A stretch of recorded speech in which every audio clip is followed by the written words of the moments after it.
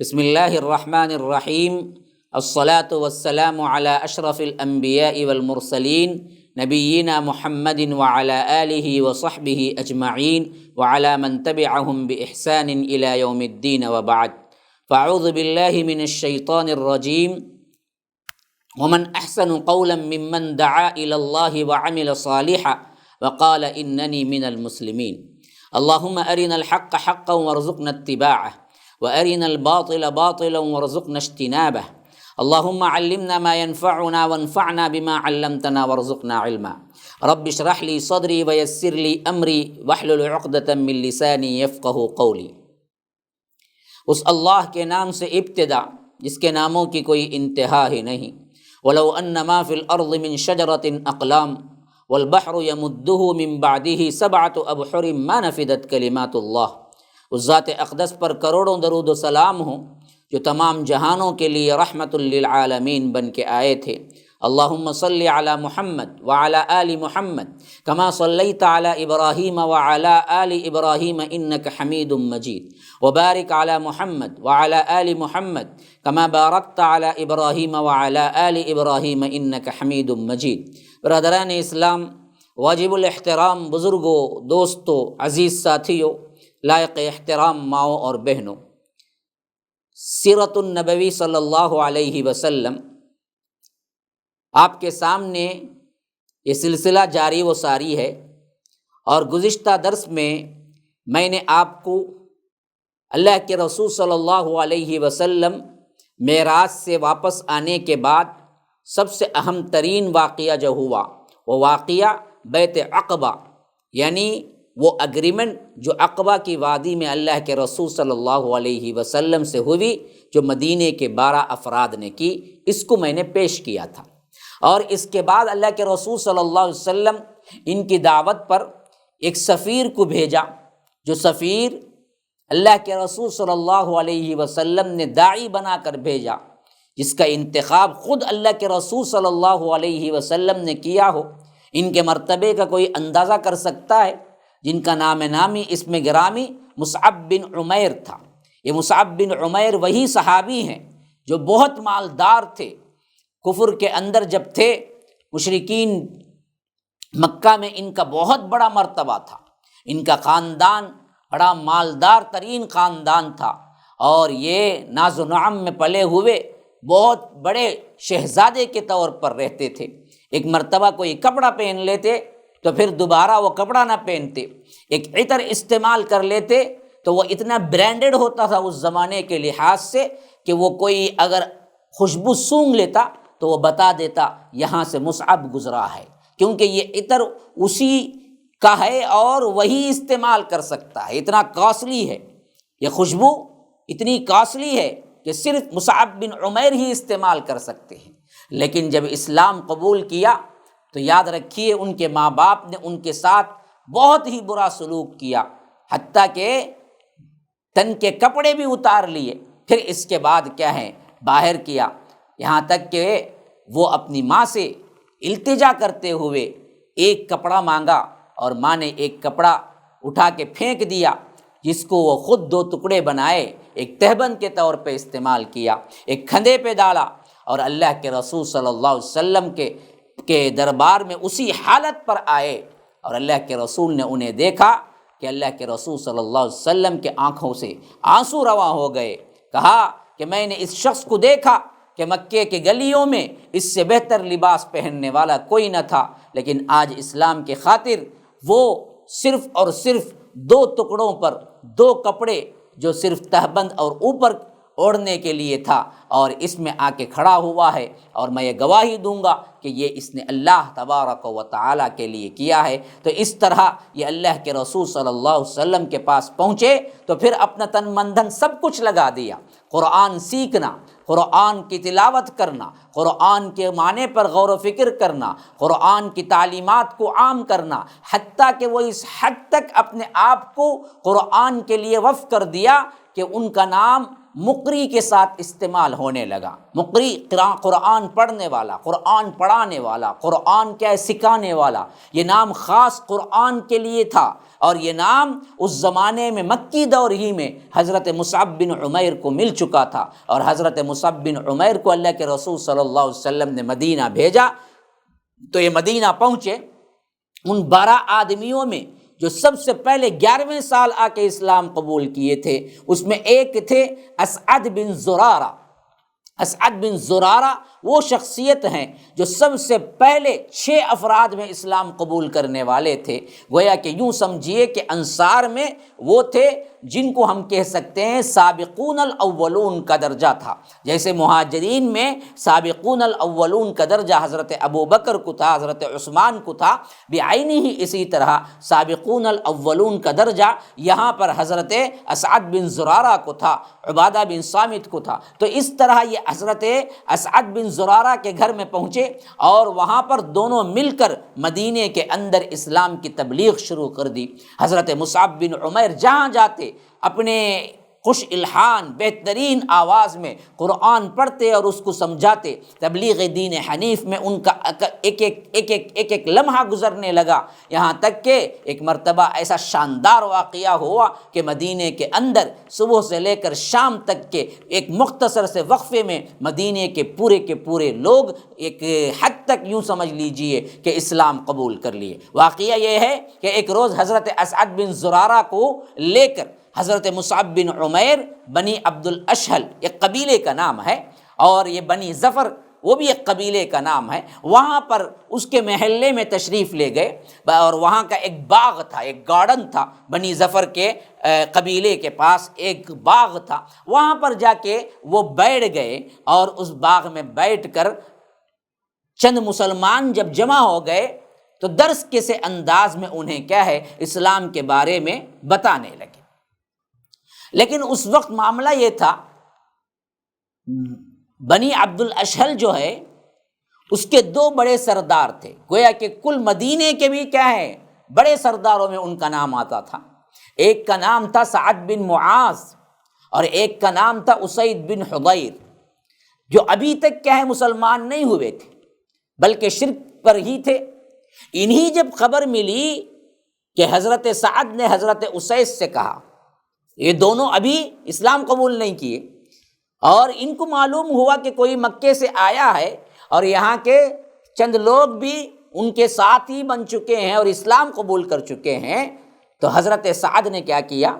حضرت اسید بن حضیر سے کہا کہ ذرا جاؤ ان لوگوں کو جو ہمارے کمزوروں کو بے وقوف بنانے کے لیے آیا ہوا ہے ڈانٹ دو اور ہمارے محلے میں آنے سے منع کر دو۔ اب دیکھیے، جو کفر پہ ہوتے ہیں، جو گمراہی پہ ہوتے ہیں، وہ یہی سمجھتے ہیں کہ ہمارے نوجوانوں کو بگاڑ رہا ہے۔ آج بھی کوئی کیا ہے دین پسند نوجوان بنتا ہے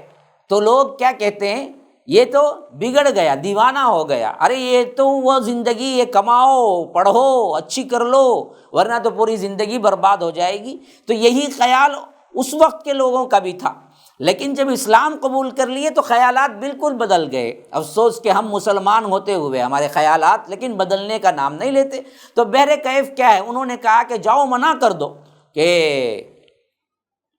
ان کو ہمارے محلے میں رہنے کی اجازت نہیں ہے۔ اب اسعد بن زرارہ ڈائریکٹ یہ کیوں نہیں منع کر رہے تھے؟ جو اسعد بن زرارہ کے ساتھ مصعب بن عمیر آ کے بیٹھے ہوئے تھے، تو سعد بن معاذ نے اسید بن حضیر سے کہا کہ جاؤ تم منع کر دو، اور ساتھ میں یہ بھی کہا کہ اصل میں خود جا کے یہ کام کر لوں گا، لیکن یہ میری رشتہ داری میں آتا ہے۔ کون؟ جن کے پناہ میں حضرت مصعب بن عمیر تھے، سعد بن زرارہ، یہ میرے خالہ کا بیٹا ہے، تو میں جانے سے کیا ہے اچھی بات نہیں ہوگی، اس واسطے تم جاؤ اور تمہاری اپنی طرف سے کیا ہے ان لوگوں کو باہر نکال دو۔ تو حضرت اسید بن حضیر اٹھے، اپنا حربہ، اپنا کیا ہے خنجر اور تلوار لی، اور ساتھ سیدھے پہنچے، اور حضرت اسعد جو ساتھ میں بیٹھے ہوئے تھے اسید بن حضیر کو تلوار تھامے آتے ہوئے دیکھا، تو حضرت مصعب بن عمیر سے کہا کہ یہ وہ آدمی ہے جو بہت اہم ترین سرداروں میں سے ایک ہے مدینے کے، اگر یہ آ جائے اور یہ بات مان لے تو یہ بہت بڑی کامیابی ہو جائے گی۔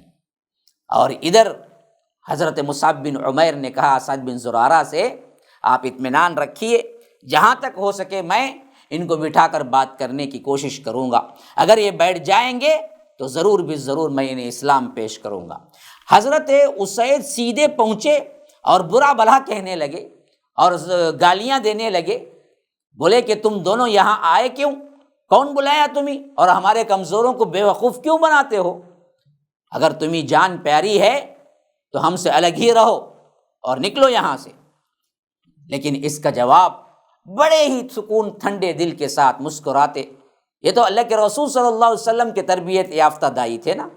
ہم جیسے ہوتے تو کیا ہے، ان کا جواب پتھر سے فلاں سے ہم بھی گالیاں شروع کر دیتے نا۔ حضرت مصعب بن عمیر نے کہا کہ دیکھیے ایک بات سنیے، آپ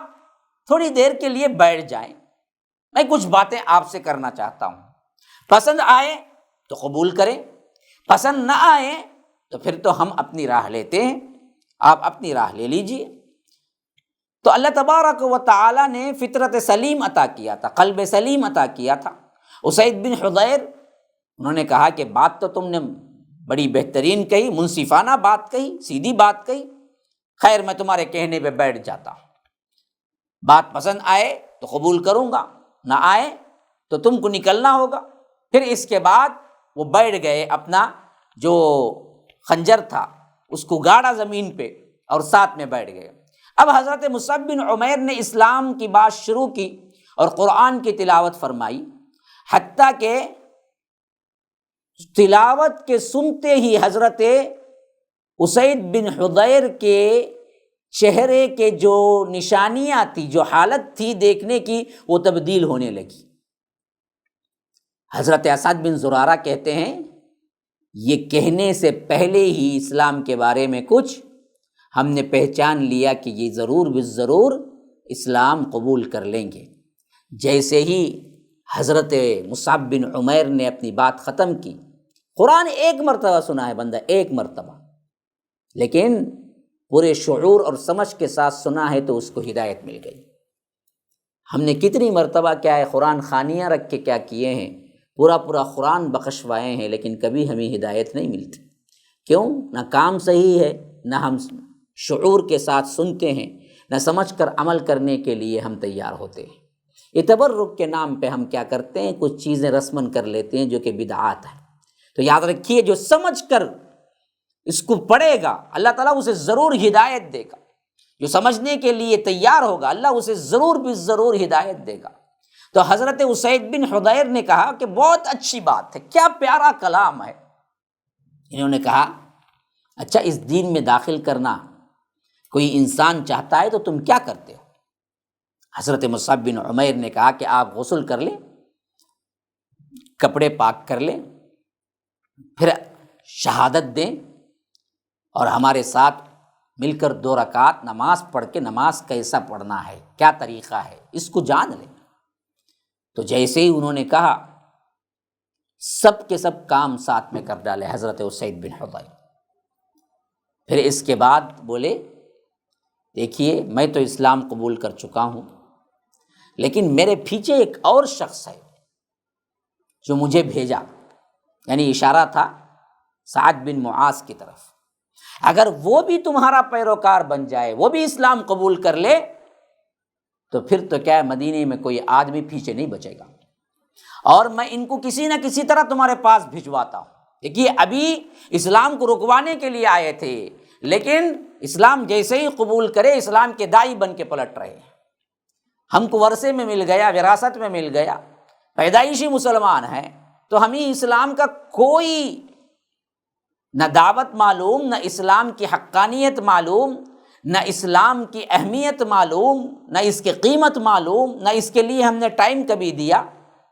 ابھی اسلام قبول کیا ہے لیکن فوری طور پر اس کی دعوت لے کے پہنچ رہے ہیں۔ اب ادھر کیا ہوا، حضرت اسید کو جنہوں نے بھیجا تھا یعنی سعد بن معاذ نے، یہ دراصل انتظار کر رہے تھے کہ حضرت اسید گئے، ابھی تک نہیں آئے، ابھی تک نہیں آئے، یہاں تک کہ وہ حضرت سعد کے پاس پہنچے۔ تو وہ ایک محفل میں بیٹھے ہوئے تھے، جیسے ہی انہوں نے چہرہ دیکھا تو انہوں نے کہا کہ بخدا میں کہہ رہا ہوں کہ یہ شخص جو چہرہ لے کر گیا تھا وہ چہرہ لے کے نہیں آیا ہے۔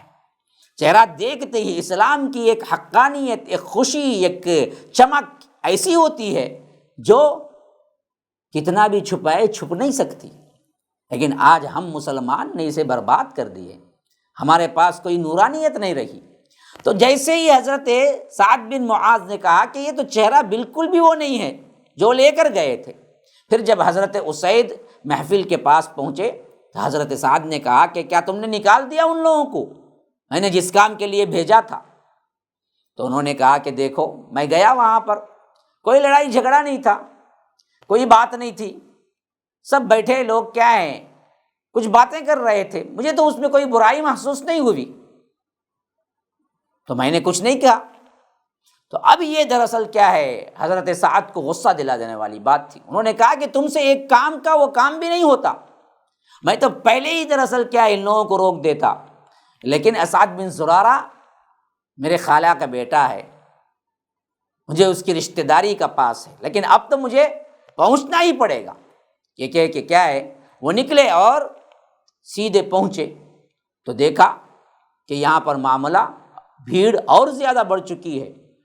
غصے میں آ گئے اور برا بلا کہنے لگے۔ حضرت اسعد بن زرارہ کو مخاطب کر کے بولے خدا کی قسم اگر میرے اور تیرے درمیان رشتہ داری کا معاملہ نہ ہوتا تو تم مجھ سے یہ امید نہ رکھ سکتے تھے، یعنی میں تمہیں صحیح و سالم جانے نہ دیتا، لیکن میں مجبور ہوں، تم رشتہ دار بھی ہو۔ ابھی یہ باتیں ہو رہی تھی تو حضرت مصعب بن عمیر جو کہ داعی اسلام تھے، انہوں نے موقع غنیمت جانتے ہوئے کہا کہ دیکھو آپ جو بھی کہیں ہم مان لیتے ہیں، لیکن ایک بات ہماری بھی ہے، تھوڑی دیر کے لیے شانت ہو جائیں، بیٹھ جائیں اور ہماری بات سنیں، اگر آپ کو وہ بری لگے تو پھر تو ہم واپس چلے جاتے ہیں، اگر اس میں کچھ اچھی لگے تو آپ قبول کر لیں۔ تو بعینی ہی وہی ہوا جو حضرت اسید بن حضیر کے ساتھ ہوا تھا۔ حضرت سعد بن معاذ بھی بڑے سلیم الفطرت انسان تھے، اللہ نے بہت بہترین دل دیا تھا، اور یہ بات سنے انہوں نے کہا کہ یہ بہت اچھی بات کہہ رہے ہو تم، منصفانہ بات ہے، بالکل صحیح بات ہے۔ تو وہ تشریف رکھے، بیٹھ گئے۔ پھر اس کے بعد حضرت مصعب بن عمیر نے ان سے بھی وہی باتیں کی، اسلام کی باتیں کی، قرآن کو پڑھا، اور پڑھتے پڑھتے پڑھتے ابھی اپنی بات ختم نہیں کی تو کہتے ہیں حضرت اسعد بن زرارہ ہم نے ان کے چہرے سے اندازہ لگا لیا کہ یہ اسلام قبول کر لیں گے، اور جیسے ہی بات ختم ہوئی حضرت سعد بن معاذ نے بھی یہی پوچھا کہ آپ کے دین میں کوئی داخل ہونا چاہتا ہے تو اس کو کیا کرنا ہے؟ تو حضرت مصعب بن عمیر مسکرائے، کہا کہ کوئی بات نہیں، صرف کلمہ شہادت ادا کرنا ہے، آپ غسل کر لیں اور اس کے ساتھ ساتھ 2 رکعت نماز ہمارے ساتھ پڑھ لیں، تاکہ کیا ہے نماز کیسے پڑھی جاتی ہے یہ آپ کو معلوم ہو جائے۔ تو اسلام کے بعد سب سے اہم ترین فریضہ صحابہ جس کو مانتے تھے وہ نماز ہے، وہی سکھاتے تھے۔ آج کیا ہے ہم امت مسلمہ نے نماز کو چھوڑ دیا، ایک بہت بڑا گروہ تو وہ ہے جو سرے سے آتا ہی نہیں ہے، لیکن اپنی مسلمانیت پر اسے کبھی شک نہیں ہوتا، اور وہ اپنے آپ کو پکا سچا مسلمان سمجھتا ہے۔ کیسے مسلمان ہوگا؟ نماز وہ چیز ہے جو اصل میں مسلمان ہونے کی سب سے بڑی نشانی ہے، یہ نشانی اس کے پاس نہیں ہے تو پھر وہ کیسے ہوگا؟ تو اس کے بعد دراصل کیا ہے انہوں نے اسلام قبول کیا اور اپنی قوم کی طرف پلٹے، تو وہ بھی داعی بن کے پلٹے، وہ بھی داعی بن کے پلٹے۔ جیسے ہی انہوں نے اپنی قوم کے لوگوں کو بلایا تو لوگوں نے کہا یہ تو دراصل کیا ہے، جس چہرے کے ساتھ گئے تھے وہ چہرہ تو نہیں ہے، یہ تو کوئی اور ہی چہرہ لے کے آئے ہیں۔ بہرکیف لوگ جب جمع ہو گئے، ان کی بات قبیلے کے لوگ بہت مانتے تھے،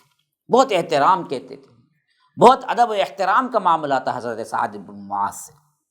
تو اس واسطے جب سب جمع ہو گئے تو انہوں نے کہا کہ سنو، اب تمہارے مردوں اور عورتوں سے یعنی قبیلے کے لوگوں سے میری بات چیت حرام ہے جب تک کہ تم لوگ اللہ اور اس کے رسول پر ایمان نہ لاؤ۔ یا رب، کیا ایمان دیکھیے، ابھی 1 گھنٹہ بھی نہ گزرا ہوگا اسلام قبول کر کے، لیکن اس کی دعوت اور اس کے لیے اپنا تن من دھن لگا دینا کس طرح آگے بڑھ کے آ رہے ہیں۔ سعد بن معاذ نے کہا کہ دیکھو اب میں تمہارے مردوں عورتوں سے بات چیت کو حرام سمجھتا ہوں جب تک کہ تم اسلام قبول نہیں کرتے۔ اس بات کا یہ اثر ہوا کہ شام ہوتے ہوتے اس قبیلے کا کوئی بھی مرد اور کوئی بھی عورت ایسی نہ بچی جو مسلمان نہ ہو گئی ہو۔ صرف ایک آدمی تھا، ایک آدمی جس نے اسلام نہیں قبول کیا تھا۔ وہ بعد میں جنگ احد تک اسلام کو ٹالتے رہے، لیکن جب جنگ احد کا زمانہ آیا پورا قبیلہ اللہ کے رسول صلی اللہ علیہ وسلم کے ساتھ تھا، اور پورے قبیلے میں کوئی گھر میں نہ تھا سوائے وہ بندے کے جس نے اسلام قبول نہ کیا۔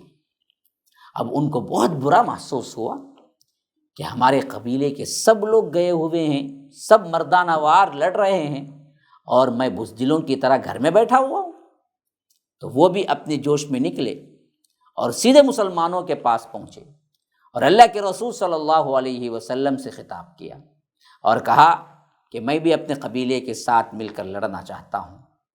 اللہ کے رسول صلی اللہ علیہ وسلم نے پوچھا کیا مسلمان ہو سکتے ہو؟ کہا کہ دیکھو اگر مسلمان ہونے کے بغیر میں اپنے قبیلے کی مدد نہیں کر سکتا تو مسلمان ہوتا۔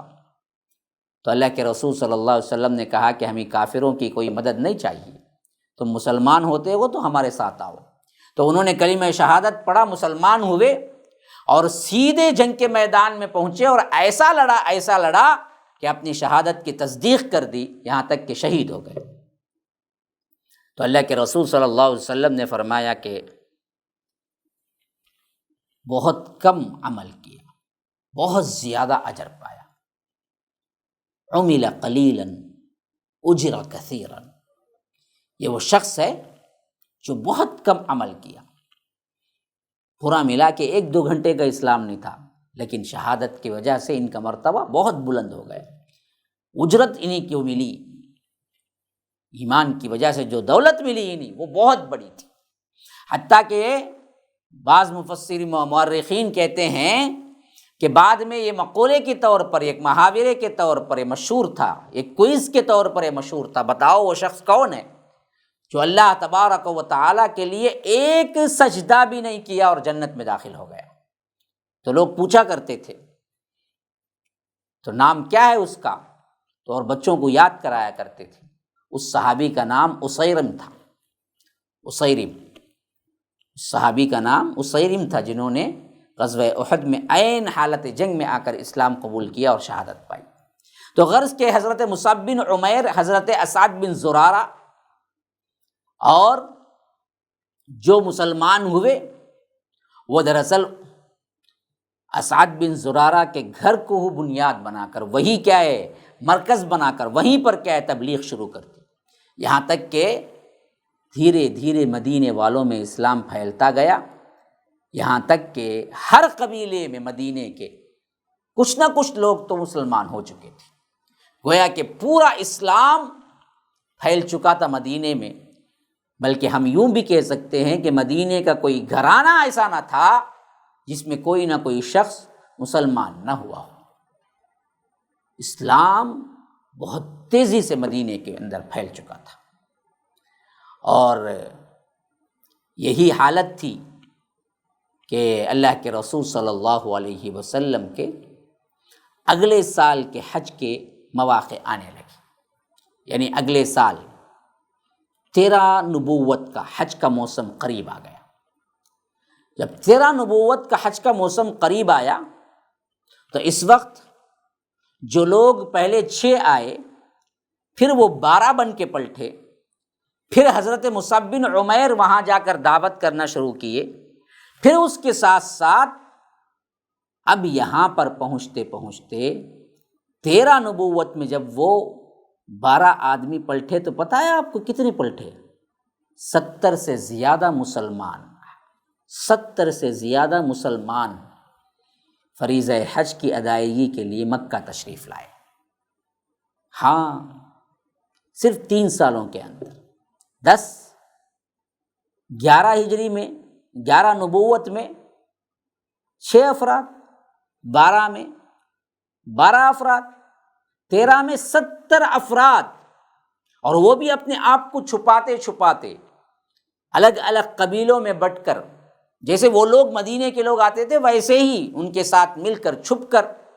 وہ بھی آئے، لیکن ملاقات کرنے کا ایک وقت مقرر کر لیا،